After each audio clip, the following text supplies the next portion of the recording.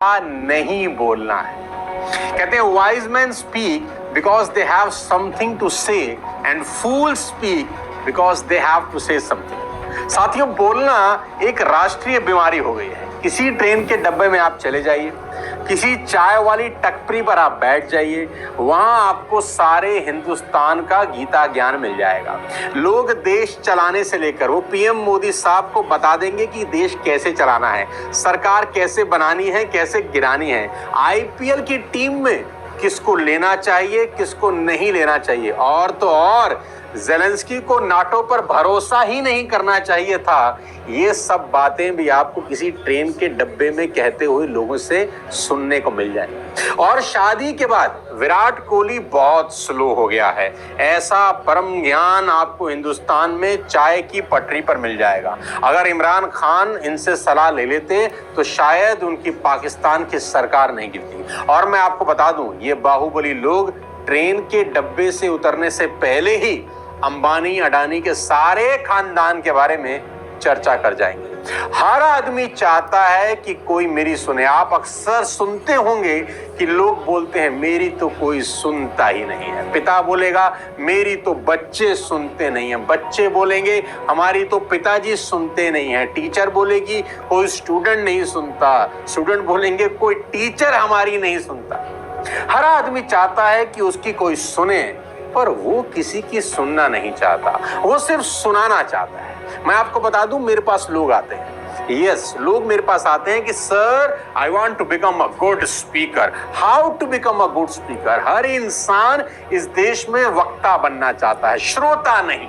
हर आदमी स्पीकर बनना चाहता है, लिसनर नहीं। और मैं आपको बता दूं बहुत जबरदस्त बात, सोशल मीडिया पर स्पीकर बनाने वाले कोर्सों की बाढ़ आ रखी है। हर स्पीकर आपको स्पीकर बनाना चाहता है, कोई नहीं सिखाना चाहता how to become a good listener. साथियों, मैं हमेशा से कहता आया हूं, listening is gold, speaking is silver. दोस्तों, मैं आज आपको बता दूं कि बोलकर इस दुनिया में कोई महान नहीं बना, ना ही सीख सका है। सुनकर ही महान बना जाता है और सीखा जा सकता है। बहुत सारे लोग जब किसी कन्वर्सेशन में बैठते हैं, एक दूसरे के साथ बात कर रहे हैं, तो वो उसको भी एक स्पोर्ट्स की तरह समझने लगते हैं। उनको लगता है कि जो ज्यादा लंबा बोलता है, ज्यादा क्लेवर बातें करता है, तेज बोलता है, तर्क वितर्क कुतर्क देता है, वो जीत जाता है। ऐसा कर कर आप बातचीत तो जीत जाते हैं साथियों, लेकिन इंसान हार जाते हैं। हम सभी इसी ट्रैप में फंसे हुए हैं। जो ज्यादा बोलता है, मैं आपको बता दूं, वो हमेशा कम फायदे में रहता है। जी हाँ, जो ज्यादा बोलता है वो कम फायदे में रहता है, जो कम बोलता है ज्यादा फायदे में रहता है। The person who speak least benefits the most and the person who speak most benefit the least. क्योंकि जो ज्यादा बातें करते हैं अक्सर वे अपनी जानकारी से अधिक कह जाते हैं। क्योंकि मूर्ख होना अलग बात है और समझा जाना बिल्कुल अलग। कभी कभी ज्यादा बोलना मौत का कारण बन जाता है। क्या आप ऐसा सोच सकते हैं, क्या आप ऐसा कल्पना कर सकते हैं कि बड़बोलेपन की वजह से आपकी मृत्यु हो सकती है? जी हाँ, ऐसा ही वाकया हुआ 1825 के अंदर। मैं आपको घटना सुनाना चाहता हूं कि ज्यादा बोलने से कैसे आपकी मृत्यु भी हो सकती है। सन 1825 में निकोलस फर्स्ट रूस के सिंहासन पर बैठे। उनके सिंहासन पर बैठते ही रूस में विद्रोह शुरू हो गया। विद्रोही लोग आधुनिकीकरण की मांग कर रहे थे। वे ये चाहते थे कि रूस में यूरोप के बाकी देशों की तरह उद्योग धंधे लगे, बड़ी बड़ी इमारतें बने। विद्रोह को खत्म करने के लिए निकोलस ने एक विद्रोही नेता थे कोंद्रेती रियरिल को मृत्यु दंड का आदेश दे दिया। विद्रोह खत्म करने के लिए निकोलस ने विद्रोही नेता कोंद्रेती को मृत्यु दंड का आदेश दिया कि इसको फांसी पर लटकाया जाए। कोंद्रेती को फांसी दिए जाने वाले दिन तख्ते पर खड़ा किया गया। बड़ा दिलचस्प सा एक घटना हुई।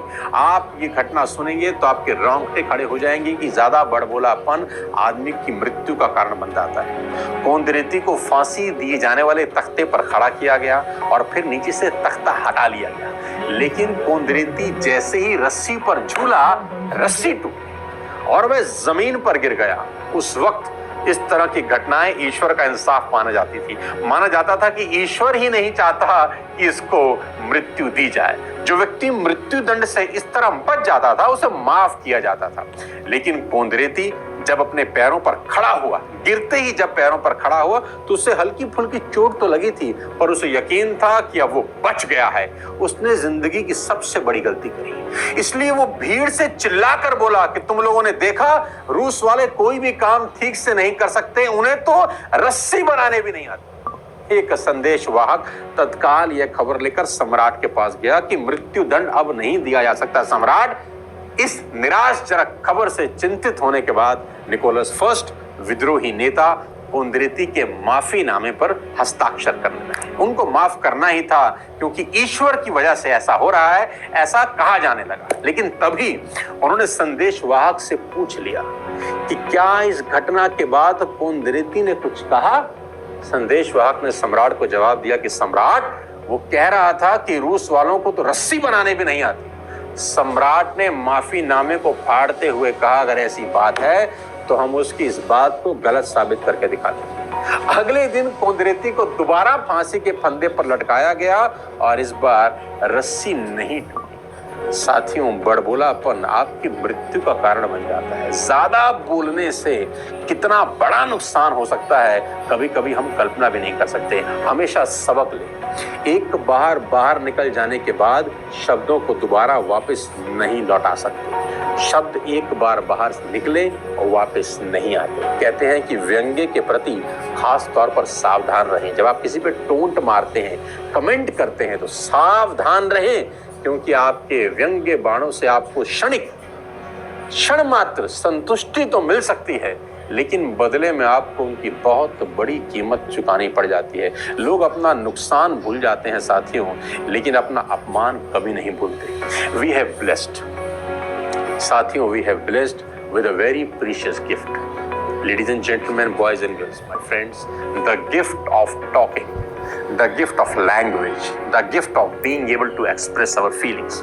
हमको ईश्वर ने एक बहुत बड़ा तोहफा दिया है, भाषा का, शब्दों का, अपने आप को एक्सप्रेस कर देने का, इमोशंस बता देने का, आइडिया जाहिर कर देने का। बस एक बात याद रखिए कि जितना आप ज्यादा बोलते हैं उतना सामने वाले को कम समझा पाते हैं। ये एक ऐसा गणित है जिसको समझने की कोशिश आप मत करिए, सिर्फ इतना ही समझिए कि ज्यादा बोलने वाले अक्सर कम समझा पाते हैं। When you talk, you only repeat what you already know. आप जब बात करते हैं तो सिर्फ आप रिपीट कर रहे हैं उन चीजों को जो आपको पहले से पता है। But if you listen, you may learn something new. अगर आप सुनते हैं तो आपको नई चीजें सीखने का सुअवसर प्राप्त होता है। ऑलवेज अस्यूम, हमेशा ऐसा मान के चलिए कि जब आप सामने वाले से बात कर रहे हैं, that the person you are listening to might know something you don't, कि सामने वाले को कुछ ऐसा जरूर पता है जो आपको नहीं पता। अगर आप उसको ध्यान से सुने तो आपको कुछ नई चीजें सीखने को मिलेंगी। मैं आपको कम बोलने के कुछ फायदे बता देता हूं। दुनिया आपको बोलने के फायदे बताएगी। पूरा सोशल मीडिया आपको बात कैसे करनी है, किस तरीके से करनी है, क्या बढ़िया आप स्पीकर कैसे बन सकते हैं, ये दुनिया आपको फायदे बताने वाली है। लेकिन इस वीडियो में मैं आपको बता देना चाहता हूं कि साइलेंस के क्या फायदे हैं, चुप रहने के क्या फायदे हैं। साइलेंस का सबसे बड़ा फायदा क्या है जानते हैं?